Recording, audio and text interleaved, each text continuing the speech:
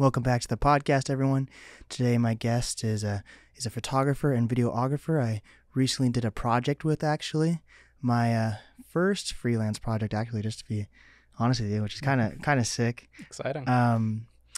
I was an audio engineer for this project that involved a video game company, and he was the shooter for it. So it's pretty cool to see different elements in play, because usually I've just been sticking to the podcast side where I handle everything, or I've done live audio engineering, but you only need like an audio guy. So actually working in a team was pretty dope. It's my pleasure to introduce Antone Patterson.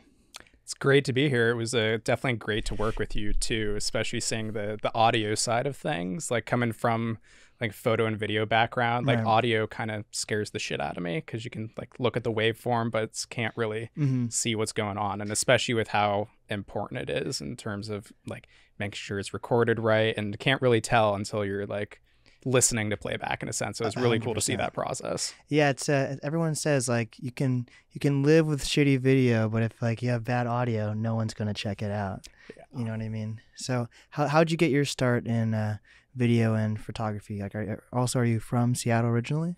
So I grew up in the Bay Area. I was actually born in Mexico, lived in the Bay Area for a while, then Oregon, but I've been in Seattle on and off for about 11 years or so.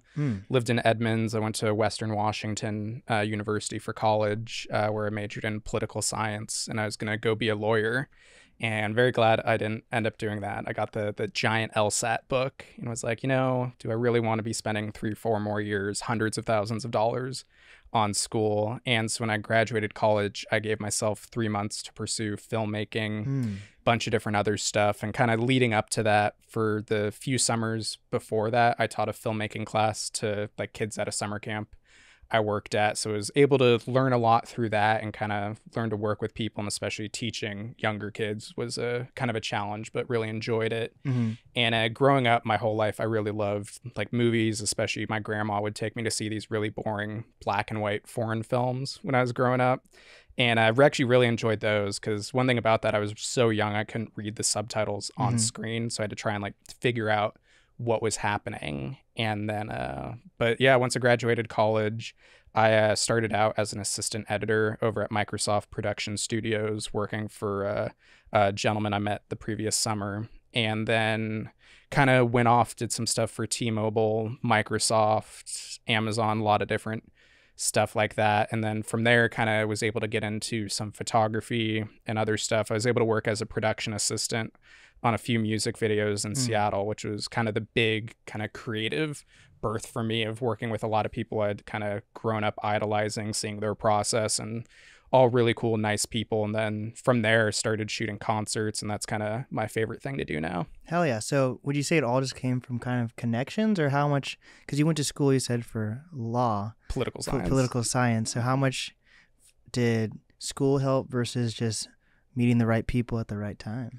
Definitely probably meeting the right people at the right time. Kind of one thing, my mantra for years has been there's no substitute for hard work and dedication. So I actually really didn't have a great time in college, really wasn't a fan of just kind of going to class, doing stuff like that. I graduated with a 3.8 degree GPA and just found it kind of easy, but it was also like, wasn't accomplishing anything. Like you write a paper, you turn it in, you get a grade. That's not like a feeling of accomplishment, at least for me. And so that was kind of one big thing of, in my off time, I was like doing yard work, and then I bought a really shitty Canon camera and messed around, learned aperture, shutter speed, stuff like that. And then with that kind of background, getting started in post-production with video editing, kind of seeing how everything fit together. And then the biggest thing for me is I've never had a problem of just like hitting people up of, hey, can I help on this? Can I do that? And that's actually how I was able to help with some of the music video stuff, is just kind of kept annoying people of like, hey, I'm more than happy to help, of just lifting heavy shit or other stuff like that. Just let me watch and kind of, but that's also a double-edged sword. Like I've definitely annoyed quite a few people of being like, hey, can I help? And so it's a fine balance of that. I think persistence is key though. I'm a very persistent person. So I learn when to do it and when not to do it also. That is an interesting thing. Persistence is definitely a double-edged sword. But also sometimes offering help without like pay sometimes is a double-edged sword also. So how did you figure out how to become a freelancer versus just being like, hey, I want to do this for the experience. Hey, I want to do this for the experience. Hey, I want to do this for the experience. Yeah, that's definitely a tricky thing, and probably one of the things I get asked about the most, because one of the darker, I guess, dirty secrets of photography, videography stuff is a lot of people are doing work for free, which is very wrong. And I could send you tons of DMs and other stuff of like pretty big name artists and other people saying like, hey, you can do this for exposure. And then most of the time, they're not even going to tag you in the photo or something. Since I got started in the corporate world where like Microsoft has the money and is always going to pay you, like that's not an issue. So there's none of that. Like you maybe can haggle about day rate and other stuff like that. But I'm not against doing some stuff for free, like especially starting out, like you're still learning. So it might not be a perfect thing. And even to this day, like I do some stuff for free or for the connections. Like I think that's one thing. If you are going into something, doing it for free, and you see it going somewhere, like if you're attaching yourself to an artist who's just starting out, or maybe a venue where you might be able to work with them later, something like that, it's definitely an individualized thing. But if you're just going to keep continuing working for free, I don't think that's a very professional thing in a sense. Like camera equipment is super expensive if you're trying to market it as a business, like an LLC, everything like that. Right. And it gives you more of an investment into the final product. If you're working for something for free, you might be lax on some stuff. But if you know, like, I need to do this to survive, like, you're going to have more kind of skin in the game, which is a big thing. And did you like working for Microsoft, or like some people, because I'd consider photography is definitely like an art form. So some artists, especially in Seattle, are really, sometimes it's in their detriment, but they're like, I don't want to work for a corporate thing because it'll take away from my art. So what was that like for you? I really enjoy doing corporate work. I say I probably still do a huge percentage of corporate work on the video editing side. I would consider that my full-time job for what I do, and I really enjoy it. Because with corporate work, you're kind of getting consistent clients. It's always interesting stuff, and even though it is corporate, it's not necessarily like boring stuff. Like a lot of the stuff I do might be seen as boring, but a lot of it's really exciting. A few years ago, I did a lot of the trailer launches for Xbox and got to edit those. And that was like very exciting, kind of seeing a lot of the cutting edge stuff. The client was really receptive to like trying new things, and it turned out like a movie trailer for a lot of them, and found it really exciting. I think a lot of the people that do dig on when creatives do corporate work come from a very privileged background of, I think that's one thing I see a lot. Are these people like rich kids with a red, or what I call them, where it's their parents bought them a red camera, an ARRI camera, and they can go like mess around on music videos all the time. It's like probably not getting paid for those. You're living with your parents in a sense, different stuff like that. So you don't have that kind of drive to do it, versus like for me, I really had to go out and make money doing what I want to do. Otherwise I don't know what I was going to do. Right. And corporate world, like you learn a lot, especially dealing with people. And there's a lot you can take away doing corporate and creative work of like communication. That's a huge thing. When you're in that corporate atmosphere, communication is ultimate for how you talk to people, how you deal with people, how you respond to feedback. That's a huge thing. And so that's actually been able to help me in the creative world quite a bit. Hell yeah. So how long have you been doing videography and photography full time for a living? About 7 years so now. So been quite a while. Hell yeah. So how do you know, when did you know that you can make this like a reality? Like, was it as soon as you got the Microsoft stuff, or? I mean, still to this day, I don't think of it as a reality, because it's still like continually chasing new leads. And especially as any small business owner can tell you, the past 2 years have been brutal in terms of like COVID and the shutdowns, stuff like that. So kind of working within that frame and trying to capitalize on some of those opportunities, as I like to think of it. When I first started doing like the Microsoft Assistant Editor stuff, I won't get too much into it, but the person I was working with or working for was very unethical with how they were paying me and some other stuff.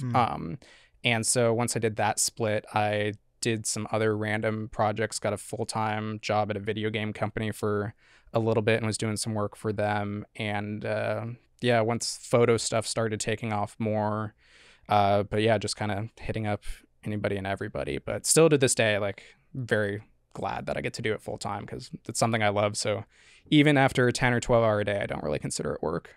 So how do people get chosen for like video editing? Because I feel like do you think anyone could be like a video editor, or is that still like a pretty? Because I feel like I'm confident in my own video editing skills too, but I didn't go to school for it. You know what I mean? So how do like companies find video editors? Is it kind of like your situation where it's more of a connection, or is there like is there like an interview process for a video editor? Like, do they give you sample work, or how does that happen?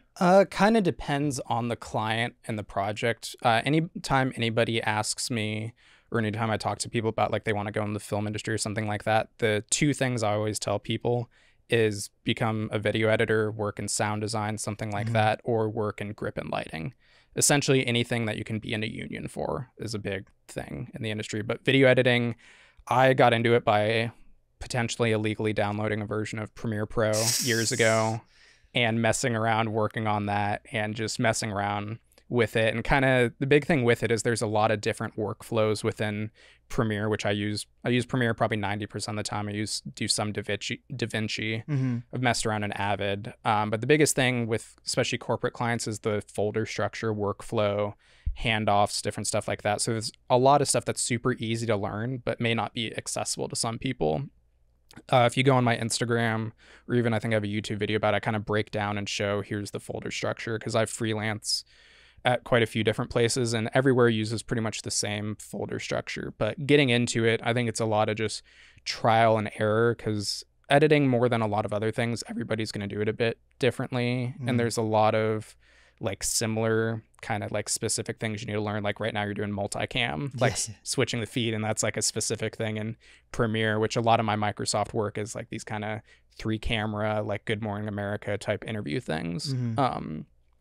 So a lot of trial and error. As far as like getting work from it, kind of making the jump from some creative work to the corporate work, I think is trickier than starting in corporate. And that's always been one of my kind of hindrances moving towards some creative video editing work, is my website reel. Everything is like corporate with some creative work. And it's like, hey, I can do this, versus a lot of the people who are editing music videos or other stuff like that are self-taught and have their kind of own way of going about it. And so it's kind of a tricky jump. And I feel like going from that world to corporate is tricky as well. But a lot of it's word of mouth, of like just trying to do a good job for like one client. They'll recommend you to stuff.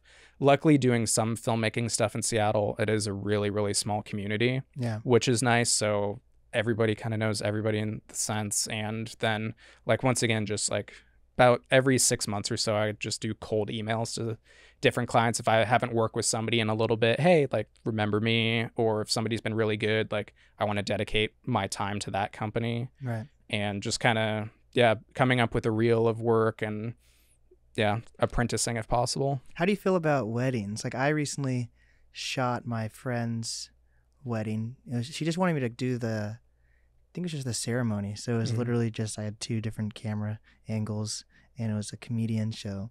She wasn't too stressed if it was the best thing in the world. But even that, I was like stressing about. I'm like, this is the pressure of this being perfect because it's their special day. I'm like, I don't know if I could ever do a wedding again. But like, what about you? Have you had any experience with weddings? Yeah, I've done about probably 3 or 4 different weddings. And the kind of one thing that like I ask people who do a lot of weddings, one thing they said is have a good contract. So for a lot of my photo work, I have a contract I give to clients, and I have a few different provisions in there of like, it's a paragraph long, very lawyerish way of saying like, not going to guarantee it's exactly what you want in a sense. Like it shouldn't come to that. All the weddings I've done have been for good friends, and trust me, and I give them a discount, because wedding photography and videography is one of the biggest scams out there. And like, DJs, the wedding DJs. Yeah. Like it's this, like if you get a business credit card or a business phone, business internet, they hike up the price because it's for a business. If you like do something for a wedding, they hike up the price. And $10,000 fucking dollars to photograph a wedding, and they're all putting the same sepia like shitty filter on it, or black and white. As someone who likes black and white photography, it's not hard to go in Lightroom and make them all black and white, and it is wild to see like how expensive it is and stuff. And like, I wasn't charging my friends anywhere near that. I was like, I'm going to be there. Like, let's have fun. You're going to get some great photos and stuff, but please do not get the stupid sepia filter on everything. Like you go on any wedding photographer's Instagram page, it's the exact same filter on everything. And that's what kills me. Like like I have different ways of approaching photography in a sense, but the biggest thing for me is like capturing what's going on. Don't try to make it look like something else. Like it's their special day. It's kind of what they want, and it's what it should be. If they want the sepia filters, okay, but it's not a unique type thing. Right. But anything with that, or really any type of photography in general, it's all about finding the little moments. And that was like the best piece of photography advice I ever got from a photographer I really like. And how did you know that you were a photographer and like were good at it? Because I know that I can take the most basic pictures and it'll look good as a thumbnail, but I know like I am just not drawn to doing photography myself.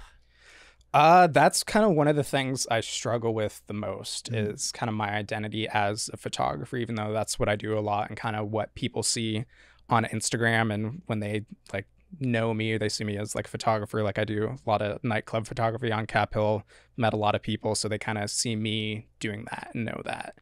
I don't see myself as an artist or anything like that when it comes to photography. I like just capturing what's going on. I'm a pretty introverted, like I don't go out, do too much, and so I'll like kind of hang on the wall. And so my favorite photographs I take are kind of far away with a long lens or like wide angle, just capturing what's going on. And I think that's what photography should be, in a sense of you're almost journaling what the moment is.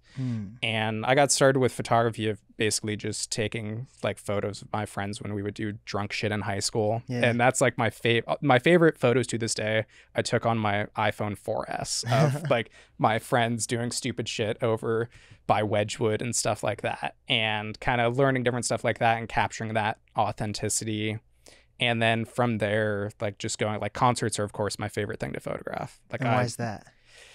I am inspired by pretty much every musician I meet. Like as someone who's not very musically inclined, like music is really what drives me and inspires me. And so especially in Seattle, which has such a rich music history, like when I first moved here, I didn't have a lot of friends, didn't do stuff like that. And it was really the music of Seattle that kind of got me to embrace the city, like listening to Blue Scholars, Fresh Espresso, Greaves, all different artists like that kind of like do it yourself, just go out, make music that's authentic, and especially talking about the city and kind of the area. I was really drawn to that and inspired by that. And anybody who's really dedicated to their craft, no matter what it is, even if you're a welder, a chef, anything like that, anybody that puts themselves into something, like I think that's something that should be captured. And with concerts, you get that, but showing the love to the fans. So my favorite thing with concerts or festivals to shoot are crowd shots. Because I think it's Dave Grohl has a quote of,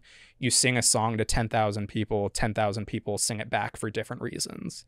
And so there's a lot that's happening, and the lighting for most concerts is really cool. And so it makes it easy in a sense of like, okay, here's some like good stuff.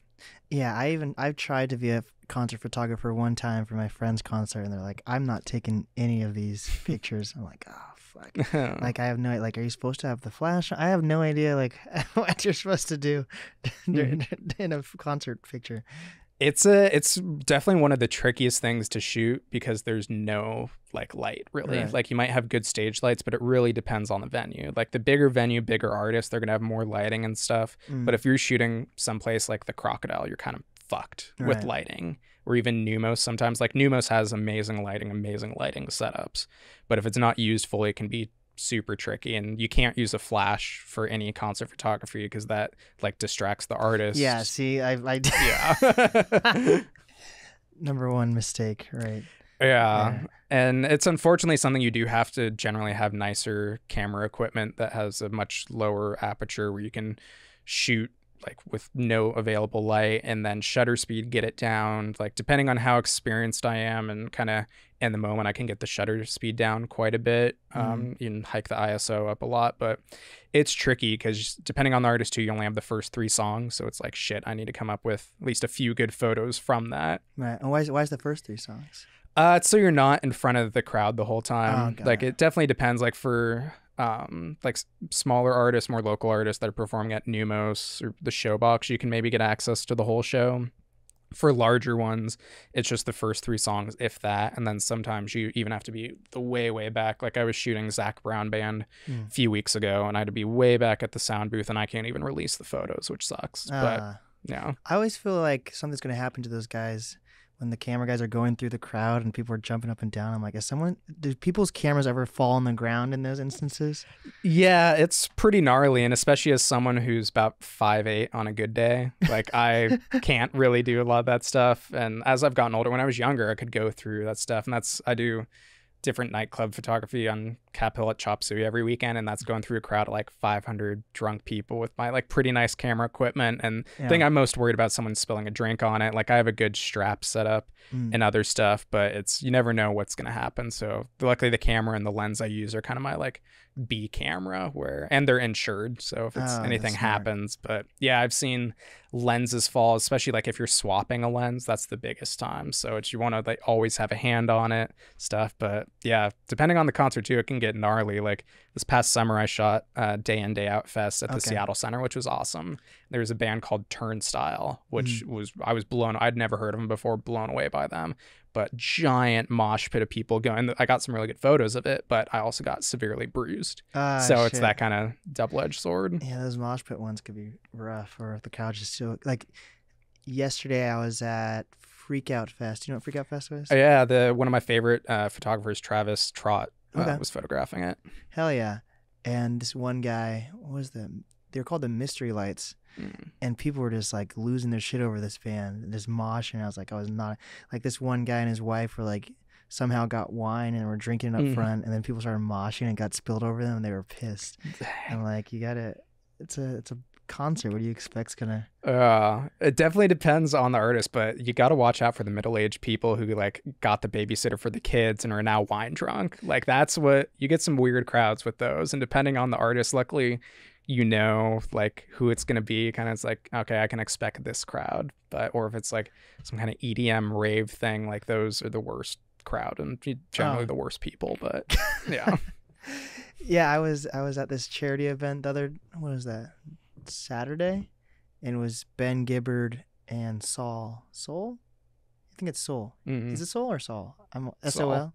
Okay, they were performing, and it was like this like charity event type deal, so everyone was like in suits and dresses or whatever, and it was so funny to see these people just lose their shit, like being like wine drunk. Yeah, I was like I've shot Death Cab for Cutie probably 4 or 5 times with Ben Gibbard's in, and it's always like starts out like a nice crowd, but then kind of like his hair starts coming down. It's always like wine with them. Like they were just at the Paramount a couple weeks ago, and it's funny to see like like very much dressed in the Patagonia, like the nice slacks, and I was like, okay, I can maybe see what's going on here. So what is your opinion? Like, how do you make a photo go viral? You know, there's every once in a while there's like a photo of, whether it's at like before a concert or after a concert or whatever, there's like always some type of concert photo that ends up going viral or something. It depends, because like Instagram has definitely been hurting photographers more and more the past couple years. That's honestly like what upsets me most about that is that has cost me a lot of business. Like I used to get work from just putting like hashtag Seattle photographer.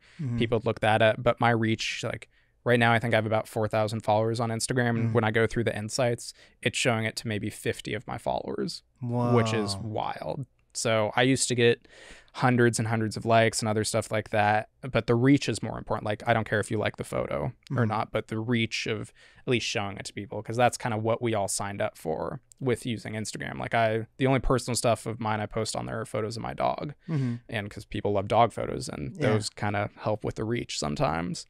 Unfortunately, one thing that does help a lot of music photographs go viral, and that's just my own personal opinion, but the close-up of a famous person. And I've done this kind of to help with my Instagram growth and Instagram reach. Of a few years ago, I got to photograph Ed Sheeran, who's a really big artist, and I have a bunch of close-ups of him performing. They're not great photos, but it's a famous person and you can see them clearly.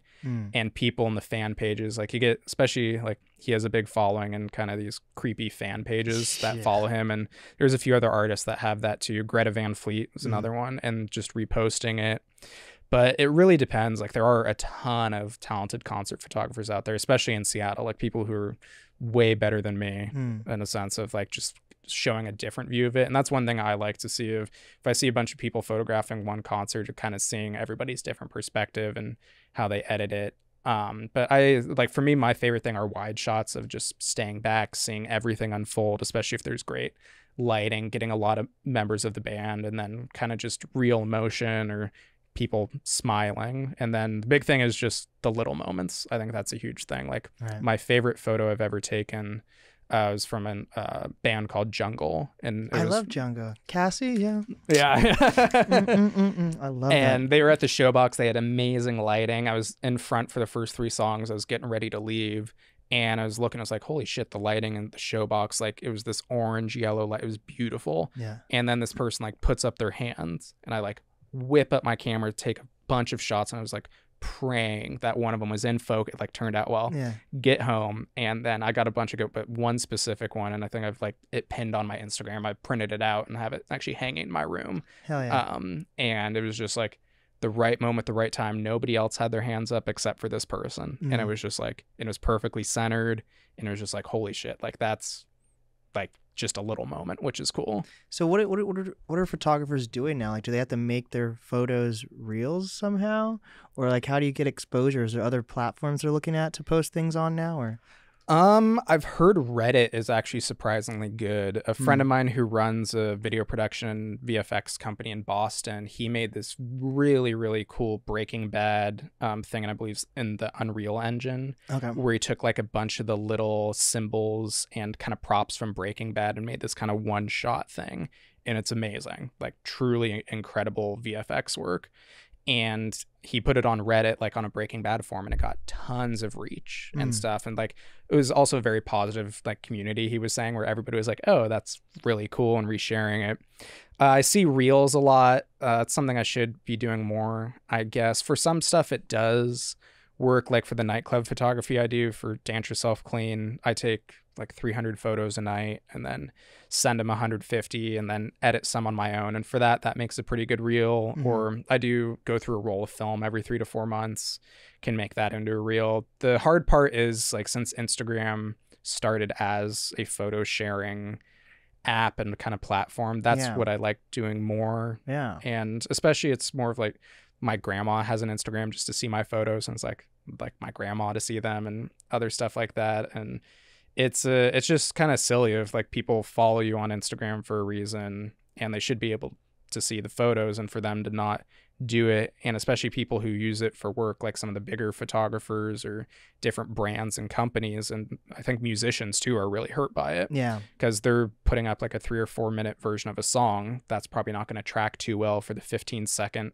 TikTok shit. Yeah. And so overall it's only hurting the smaller people. Meanwhile, like, I follow the NFL and other NFL pages on Instagram, and I see, like, of course I like all their posts, so they show them to me, but it's the NFL posts like 50 times a day. I don't need to see all their shit. Why can't I see smaller artists? Yeah, the algorithm lately has been really super wonky. I don't know how to feel about it. Yeah.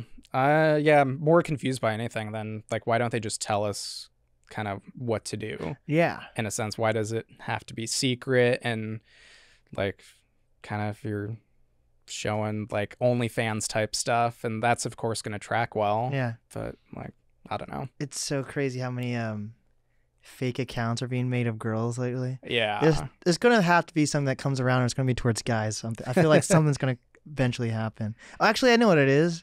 Guys get the fake Bitcoin shit, and then the girls get the OnlyFans shit. That's like, that's honestly true. I can't remember, like, what is the FTX trade, like, messages and other stuff. That's super funny.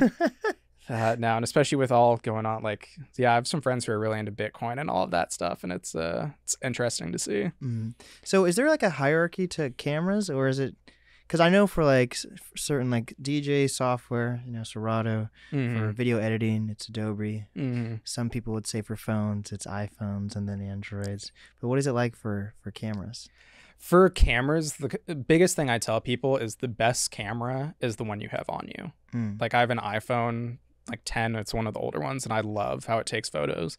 The big thing, I always have it on me. So I've like 13,000 photos on my phone, and I need to buy more iCloud storage because I take like 100 photos of my dog every day. Yeah. And so it's one I always have. I don't have to like put memory cards in, stuff like that. I started out shooting with Canon, and I had the Canon T3i, which I got for like $500. Yeah. Just kind of learned the basics. And then from there I moved to Sony, which I really like. Like, it has pretty good low light. It's good for video.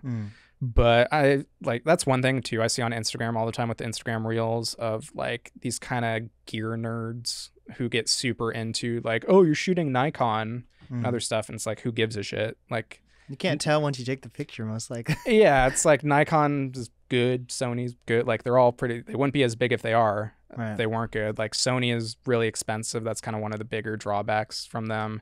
The mirrorless technology is great, especially for low light. But a lot of the like photo influencer people like Peter McKinnon or other people like that, a lot of it is they get a cut telling you to like buy a Sony camera. So of course they're going to do this and change gear all the time. That's what my lens I have on my camera, I bought it from a gear nerd who was like wanting to upgrade. I was like, okay, I'll get a perfectly good lens for $800 off. Sure. Yeah, it's interesting because I use, whether it's this studio or whatever studio I record at, I usually use Sonys or Canons that have the freaking 29-minute limit for video, and then you just either put a wireless transmitter on it or use it as like a stream thing. So it's interesting that, and most podcasts do it that way too, instead of buying like a full-on camcorder, and that's a whole different beast of its own. Or even when we were shooting, like we use, I wonder why do you think that is though? Is it just because camcorders are just way more expensive and only single use versus cameras can take pictures on as well, or? I know there was a big move like when digital cameras started going of like, here's kind of a dual threat approach for what you can do. For me, since I do a mix of both, it's nice to have them. Like, I shoot on older Sony, or I guess they're technically older, but my two main cameras, I have a Sony A7S II and a Sony A7R2, and now they're up to like the A7R5 and the A7S3. But the biggest thing is it's the exact same sensor on all the cameras. So the image quality, none of that's changing. The only thing they're upgrading, it's like with new cars. You notice how every year a new Toyota Tacoma comes out and they give it 1 more mile per gallon or like nicer heated seats. And it's like, okay, it's like the same still thing. a nice car. Like, maybe just drive slower to get better gas mileage or whatever. But the improved autofocus, some color science shit, and it's like whatever. That's not a good enough reason for me to spend $3,000 on a new camera. So have you focused on like YouTube or anything? Like if there's a change, if you're shooting in 4K versus 1080 for interaction at all? Do you think any platforms? Because I heard when photography was big on Instagram that they would like highlight better quality photos. So do you think that's a real thing where like YouTube's focusing on giving 4K videos more reach on an algorithm or whatever for pictures? I'm not sure about that. I'm very opinionated about the move to 4K and think it's stupid. Like 4K, 8K, it's all dumb shit. It's gotten ridiculous at this point. And it was definitely something that was created to sell to consumers, like the 4K TV, different stuff like that. From like someone who works as an editor primarily, like the move to 4K, 8K, all that kind of stuff, it just makes you have to use more hard drives, get better computers, stuff like that. The only like pro, in my opinion, is you can punch in on the footage. So that's, and even with photography, when I shoot wide, I know I'm able to punch in on specific things, and that's really helpful. But yeah. That is it makes me, I have a decent laptop I use, but when I try to do 4K, it takes forever, and the rendering, it's a bitch and a half to deal with that stuff. Yeah, it's gotten silly. Like for a lot of, like, let's say if I did like a 2-minute video for somebody and it's 4K, all of that stuff, and I export it, and when I'm doing like scrubbing through to make sure it's good before I send it to the client, it's like, oh shit, like here's this mistake, I have to go and fix that. And then the exporting time, so you really have to take in the exporting and uploading times, and most people are watching a video or something on their phone on the toilet. So it's like, do you need 4K for that? We're not making Avatar here. So what do you think about, do you ever miss phones that had SD cards? Do you ever think about that? I just kind of miss having like a phone I couldn't do as much with, in a sense. If I really enjoy like having a smartphone, I'm not gonna like, drag on smartphones at all. But I think some of the simplicity of it, like I was talking to a friend of mine the other day about this, like most of my interaction with my friends, like we don't really text each other. Like at this point we call each other. Like right before I got here, we were planning this trip.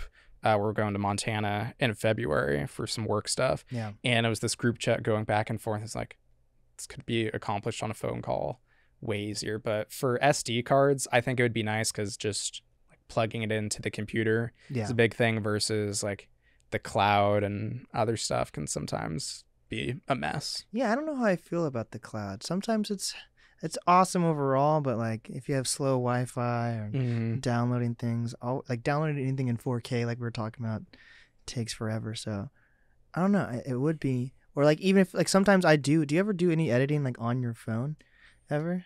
I've been wanting to try that a bit more. The few reels I've made, I tried at first to do it on the Instagram app, but I couldn't match it up. Like when I edit in Premiere, I can look at the waveform and like make sure like everything hits right. But it's just like too small of a screen. I do like being able to scrub with my finger through the footage. It was like, oh, this is like nice because normally I use like the trackpad and can do that, but it's like, okay, this works pretty well. But I've been meaning to try, like, I think isn't it Adobe Express? Yeah, that's like they're kind of, because that's one thing, like one of my bigger gripes about the Adobe software the past probably 2 or 3 years, they've been marketing it more towards the influencer like TikTok crowds. So they've been getting rid of a lot of the functions like need for some of the higher end video stuff and kind of almost dumbing down a lot of the stuff. Like Premiere is a tricky like program to master and learn, but now that a lot of it's dumbed down, I can't like figure out some of it. It's ridiculous.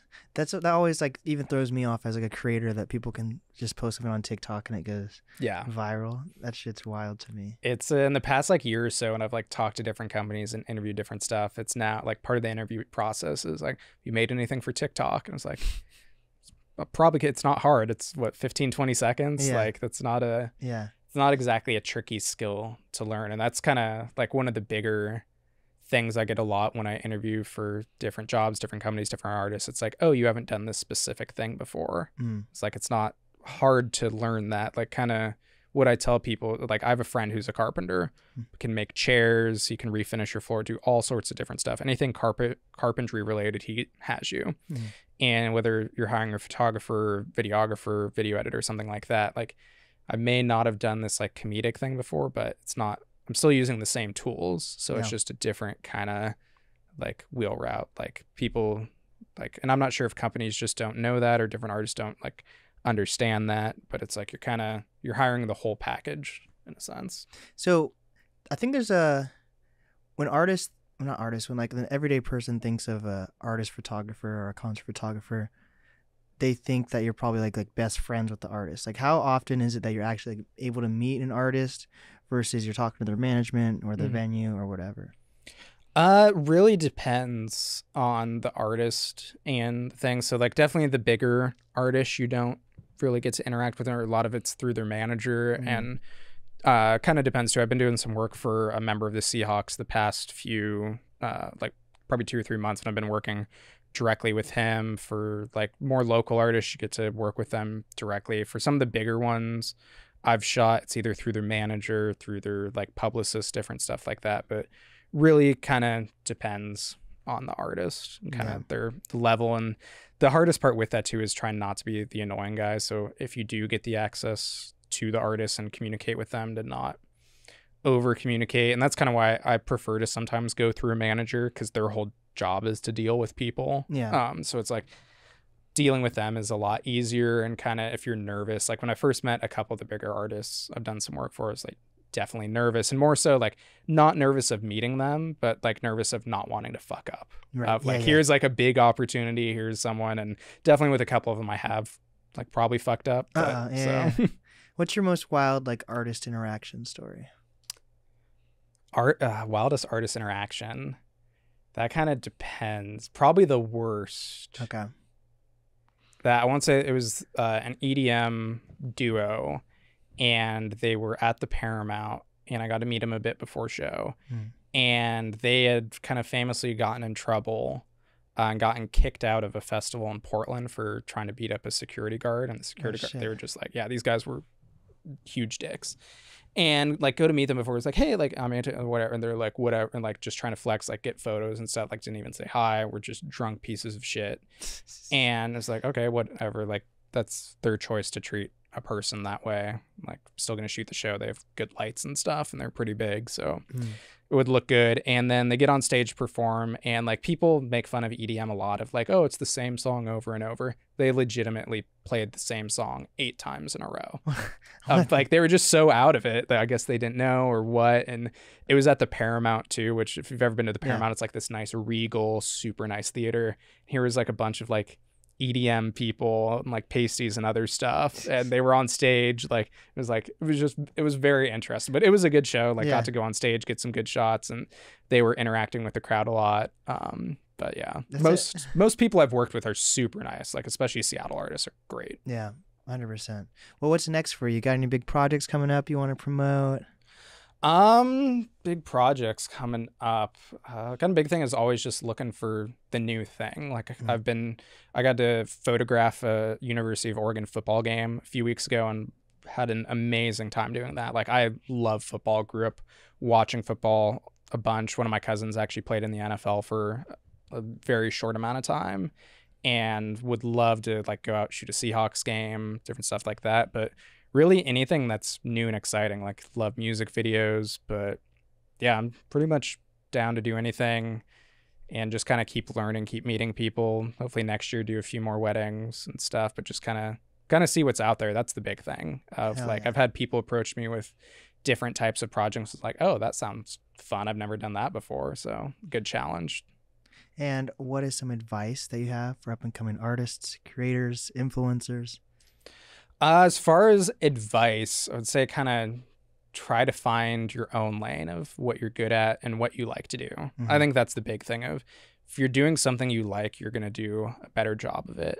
And then the worst somebody can do is say no. Yeah. I think that's the big thing of like if you're messaging different artists that you want to shoot or anything, just like all they can do is say no and they're going to probably type it at you. So it's like whatever. And like don't take it personally. So I think that's one of the bigger, like harder parts, especially being fully freelance and being so invested in the work that I do is if somebody says no, something like that, it can be tricky because a lot of my mental health is directly related to my work because I like working.